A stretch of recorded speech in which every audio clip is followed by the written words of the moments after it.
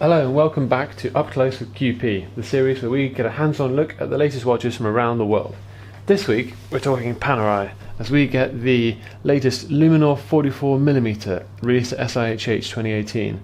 And the question we're really asking with this watch is, what do you get from entry-level Panerai these days? Because that's what this is. It's £4,000, that's opening money for a Panerai these days.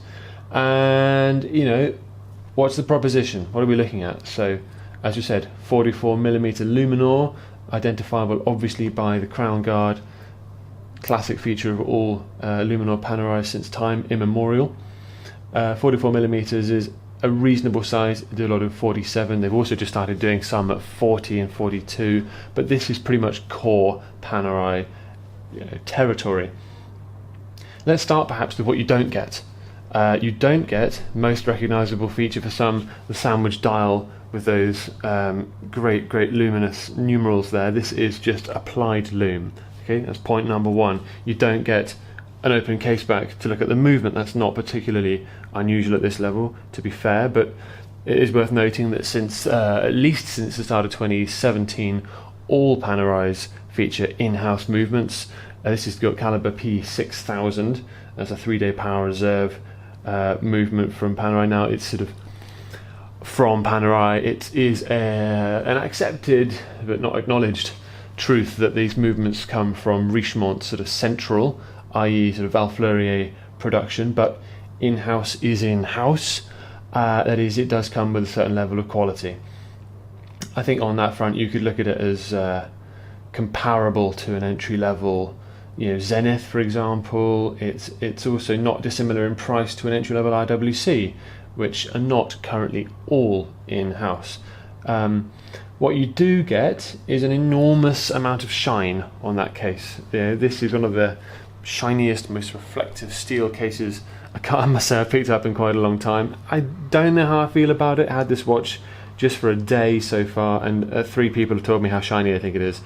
I think on balance it's probably not a good thing. I've handled Tudors, for example, which are less expensive and have a finer feel to them, in the sense that they've got just a bit more texture, a bit more care and attention paid to the finishing of the case.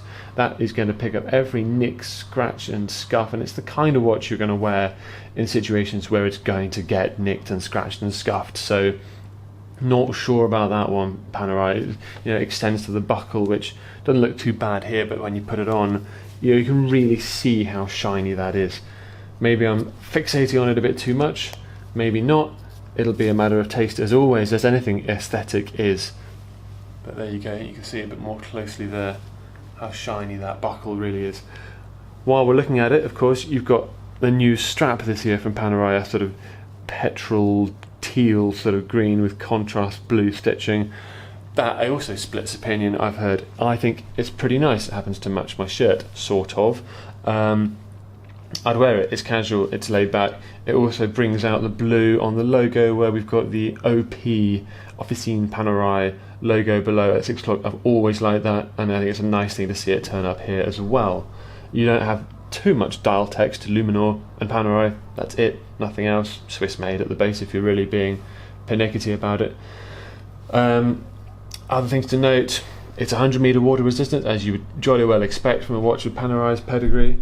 It is, a pretty simple, straightforward proposition. Time only. Don't even get a seconds hand. You've got to pay another £200 for a small seconds from Panerai. Not that I'm saying that's how it works necessarily, but does it work? Does it come off? Is it good? Is it not good? Let us know what you think in the comments. I'm saying fine, but the really interesting stuff from Panerai comes a little bit higher up the food chain. Just, it's a good basic starter. It's all the ingredients, just, could be cooked a little more finely if you want to look at it that way.